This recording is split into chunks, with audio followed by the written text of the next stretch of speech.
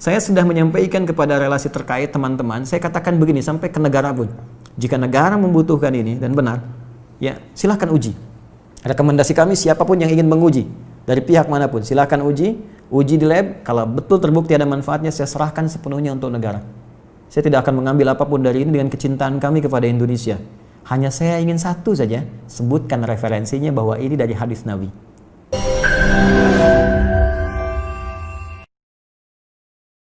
Jangan lupa subscribe, like, and share. Ya, yang paling menarik ketika saya riset tentang gejala COVID-nya, dari mulai imun menurun, pernapasan terganggu, ya mulai macam-macam lah segala gejala COVID yang Anda lebih tahu di dalamnya, saya cari dalam narasi hadis-hadis Nabi, dan Masya Allah, Alhamdulillah, ditemukanlah satu herbal, saya sebut herbal, yang mencakup semua gejala tadi. Dan itu, dunia internasional pun belum masuk ke situ. Belum ada kesadaran itu gitu. Ya, saya cek kemudian di Indonesia nggak ditemukan materinya. Ini hanya ada di 2 tempat di dunia. Dan zaman Nabi sudah dipraktikkan. Ada gejala-gejala yang serupa pernah ditangani Nabi dengan pendekatan yang bisa diminum, bisa dimasukkan, teteskan ke hidung, bisa diasap gitu. Ya, itu ternyata saya cek sudah masuk jurnal, Prof sekalian. Ini materinya udah ada di jurnal. Ya, jurnal-jurnal ilmiah internasional. Ini saya ada beberapa jurnal nih yang sudah ada, ya. Tapi saya mohon maaf saya belum bisa zoom ya nanti. Maksud saya nanti saya bikin statement di akhir. Ini sudah ada zoom internasionalnya. Ini sudah tahu ternyata khasiat-khasiat ini herbal ini, tapi belum ada kesadaran bahwa ini bisa mengatasi persoalan yang tengah kita hadapi saat ini di pandemi COVID. Ya, saya keluarkan itu, saya lacak hadisnya dari sejak 18 Maret saya usahakan, saya dapatkan dari sahabat kami karena ini hanya dapatkan di 2 tempat di dunia. Ya. Di Himalaya dengan di Saudi bagian timur. Ini ada. Saya minta kemudian dan itu alhamdulillah ada. Saya cobakan, ya kita treatment beberapa teman-teman yang isolasi mandiri ya karena di rumah sakit kan tidak mungkin karena protokol kesehatan. Tapi menariknya kalau ada izin dari keluarga untuk kepentingan pribadi boleh jadi pendamping suplemen. Kami 6 bulan coba ujikan itu sampai dengan sekarang rekornya 100%. Hanya 3 hari paling lama. Ya. Yang terkait dengan COVID ini saya tidak mengatakan obat ya. Kalau enggak besok nanti saya diundang. jadi saya katakan ini ada pendampingan prophetic healing. Kemudian saya sempat share juga Zoom dengan beberapa 9 direktur rumah sakit, kita berikan bantuan juga itu dengan skala yang sangat terbatas dan menariknya saya coba pesan itu 1 kali lewat online. Ya ingin tahu gitu kan, ada dilacak ini sudah di produk internasional tapi dengan arah pengobatan tertentu, bukan ke COVID.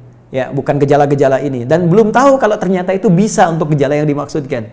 Jadi kalau kita pesan pun ada, cuma kualitasnya belum tentu sama karena ada 15 spesiesnya, 15 spesies. Nah, saya coba pesan, ya saya minta staff saya pesan, coba saya pengen tahu nyampe nggak ke kita barangnya. Tahukah Anda apa yang terjadi?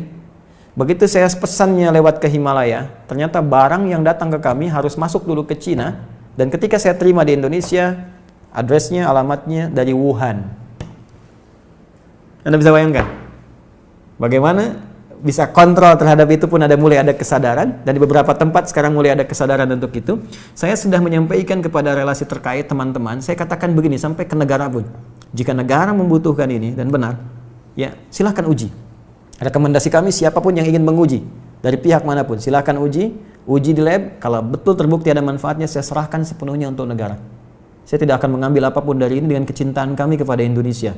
Hanya saya ingin satu saja, sebutkan referensinya bahwa ini dari hadis Nabi. Itu saja. Ya, jadi saya juga challenge teman-teman yang di Unhas, nanti boleh timnya main ke sini.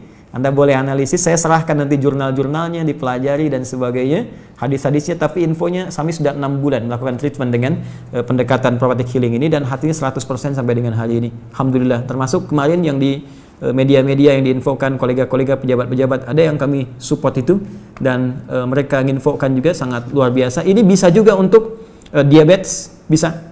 Kemudian kemarin ada yang kompleks antara diabetes dengan liver, dia menggunakan medis. Ya, medis belum ada pengaruh, mungkin belum cocok saja, mohon izin ya. Lalu coba kami support dengan itu, dia selesaikan medisnya, dia tidak minum dulu, dia konsumsi itu, kami berikan, karena ini hanya 2 pekan. Hanya boleh dikonsumsi dalam 2 pekan, kemudian selesai. 1 pekan baru nyambung kembali. Apa yang terjadi? Hanya dalam 3 hari, terjadi pemulihan yang sangat luar biasa, dia sudah bisa ke masjid, sudah beraktivitas, dan sudah normal kembali. Saya ingin katakan begini, betapa ini rahmat untuk kita dalam aspek muamalah. kita bisa terbuka. Bangsa kita bisa lebih kreatif, bikin APD, bikin peluang, bikin macam-macam. Semua sifat makro dalam bernegara itu bisa kita dudukan di sini. Yuk, dari segi ekonomi apa sih yang bisa kita ambil manfaat dari sini? Jangan dikeluhkan semua. Ya, dari segi ibadah sudah selesai tadi. Ya, dari segi kehidupan sosial seperti apa? Ada banyak hikmah yang bisa kita gali. Silaturahim, penguatan di keluarga, ya, penguatan di kampus dan sebagainya. Oke, sekarang kita kembali. Apa itu syifa? Syifa sering diterjemahkan dengan obat. Ya, penawar. Syifa sesungguhnya punya arti yang lebih luas. Ya, obat itu di dalam Al-Quran, bahasa diksi Al-Quran, juga hadis, bahkan standar bahasa Arab biasa, itu setidaknya punya dua, ya, diksi dari dua kasus yang terjadi. Ya. Satu begini, jika penyakit ya, yang butuh obat, penyakitnya itu berupa penyakit fisik saja, secara fisikal. Misal, saya katakan misalnya sakit gigi, fisik ya, fisik saya yang kena. Kemudian sakit perut, sakit kepala. Itu penyakitnya disebut dengan daun. Daun. Oke? Penawarnya, obatnya disebut dengan dawaun. Ini. Baik kan? Ya. Karena itu ada kalimat begini yang disandarkan pada Nabi SAW, likulli da'in dawaun. Di setiap penyakit fisik itu mesti punya keyakinan pasti ada obatnya. Jelas ya? Nah, yang kedua, ada jenis penyakit terkait dengan fisik juga, tapi sudah melewati batas-batas dawa. Jadi ini menggunakan obat medis standar, ya, ini susah. Bahkan sebagian mengatakan, dokter mengatakan, wah ini nggak bisa nih, udah give up gitu kan? It's impossible, ini nggak mungkin, ya. Jadi sudah give up di sini, ini udah nggak memungkinkan. Nah. Atau yang kedua, penyakitnya tidak terkait dengan fisik secara langsung, tapi ada yang terkait dengan aspek-aspek psikal, ya, secara psikologis, penyakit hati, iri hati, dengki, dan dendam, dan itu juga berpengaruh kepada fisik, tapi sudah melampaui batas fisik. Orang iri hati kan fisiknya terganggu, kayak enak makan, kan? Ya, pusing, tidur, bahkan tidur pun masih nggak enak, ngigonya juga masih dengki juga, gara-gara kamu nih tidur, masih keluar kalimat itu, ya, nggak enak kan? Dan nggak mungkin berobat mencari dawa, nggak mungkin. Ya, silahkan cek ke rumah sakit, ada poli dendam, poli iri hati, nggak mungkin. Ya, yang ada poli gigi, poli mata, kan? Ya, poli iri hati, poli dendam, nggak ada, poligami nggak ada di rumah sakit. Anda nggak mungkin menemukan itu.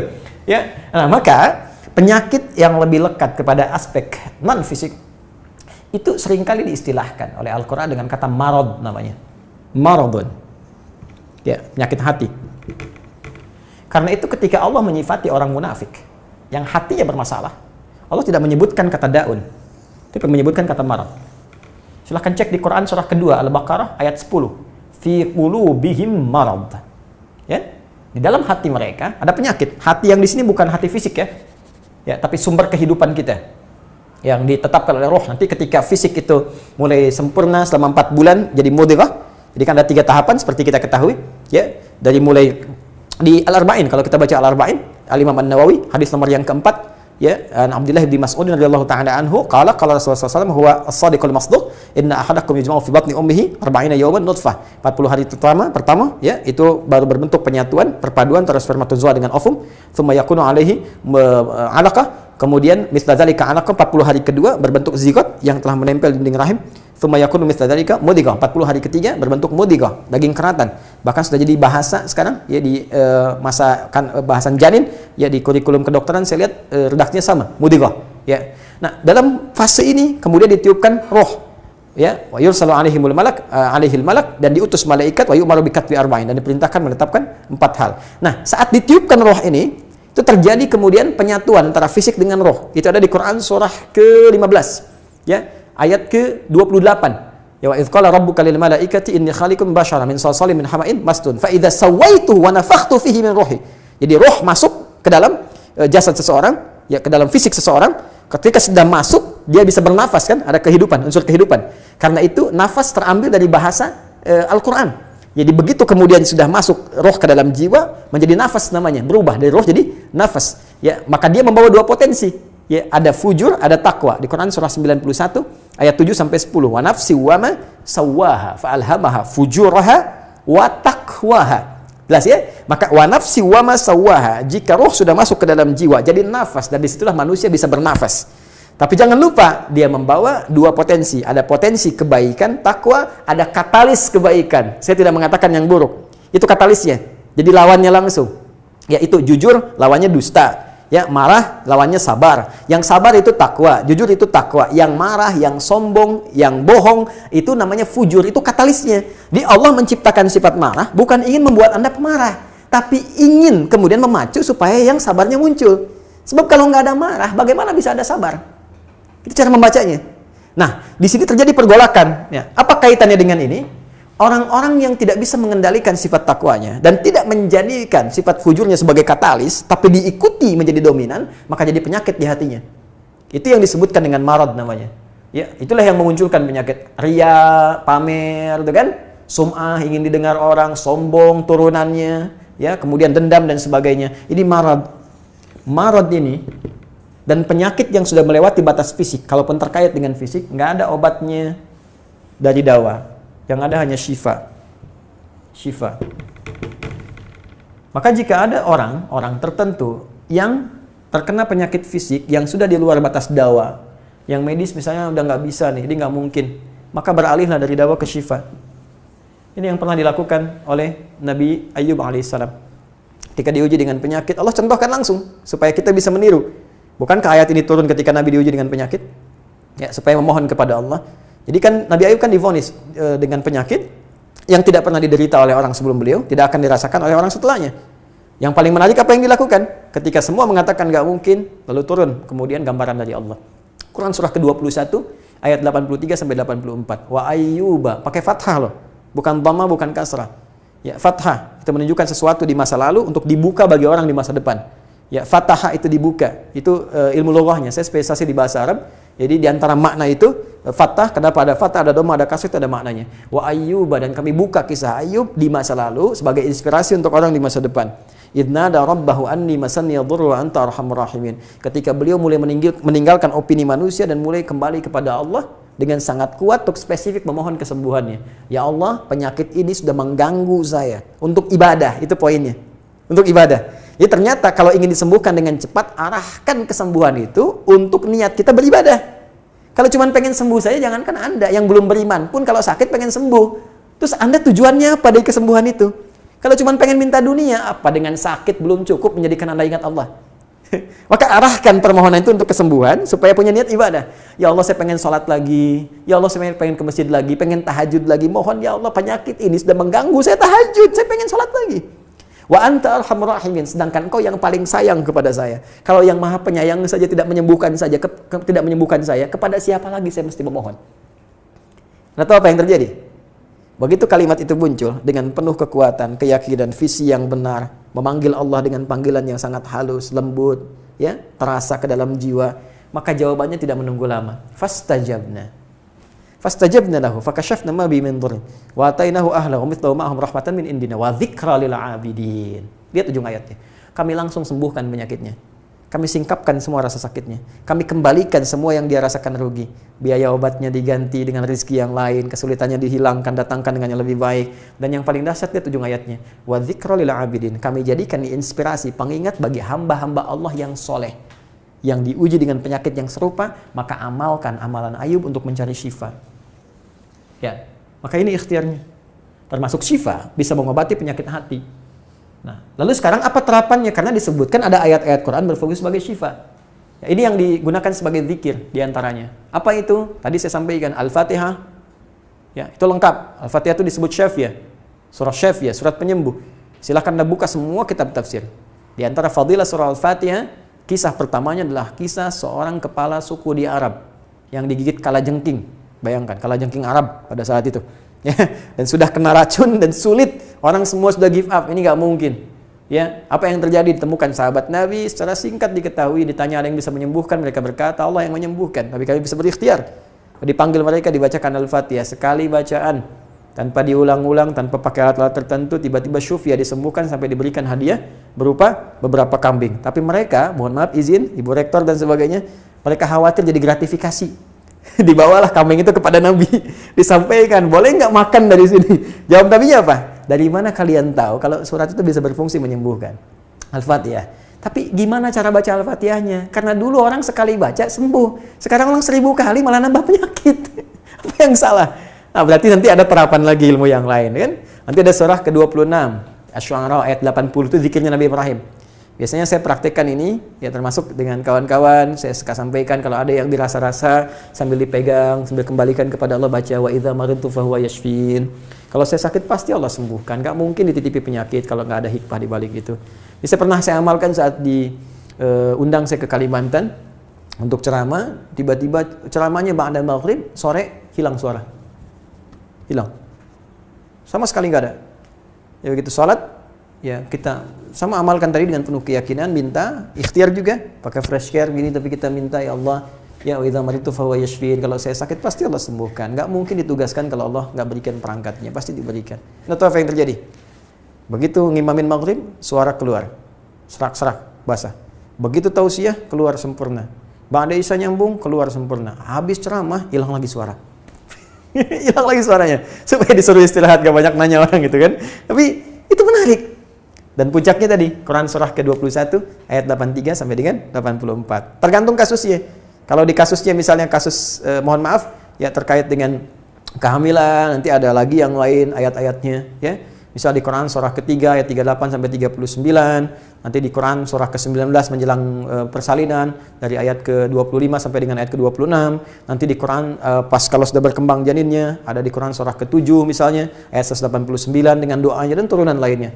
Bahkan bisa diamati teman-teman yang di SPOG misalnya atau di kebidanan, ada nanti ayat-ayat spesifik. Quran surah ke-22 ayat yang kelima, ya ada di Quran surah ke-23 Al-Mu'minunnya ya ayat 11 sampai 13 itu lengkap sekali. Kita bisa gali sampai ke situ. Itu yang kita maksudkan syifa. Jadi keluarkan ayat-ayatnya, tapi bukan sekedar dibaca, dalami isinya. Sehingga paham apa yang harus dilakukan. Karena di sini nanti ada konsep ikhtiar juga. Ikhtiarnya bagaimana, ya secara medisnya seperti apa, dan pertolongan kepada Allahnya bagaimana. Terakhir Nabi pernah datangi seseorang, dia minta disembuhkan. Ya Allah, ya Rasulullah, si fulan sakit, tolong sembuhkan. Kata Nabi, idzhab ila tabib, pergi ke dokter. Kata orang ini, Anda kan Nabi, tinggal berdoa disembuhkan. Jawab Nabi sangat elegan. Pertanyaan orang ini bagus, Anda Nabi, berdoa dikabulkan, pasti. Tapi jawab Nabi sungguh elegan. Kata Nabi, kesembuhan itu dititipkan di tangan para dokter. Jadi Nabi ingin memberikan satu isyarat, Anda tetap ikhtiar. Karena tidak selamanya Nabi akan hidup. Ya, karena itu dokter-dokter mesti belajar. Saya menambahkan dokter-dokter yang bisa belajar dari Quran juga.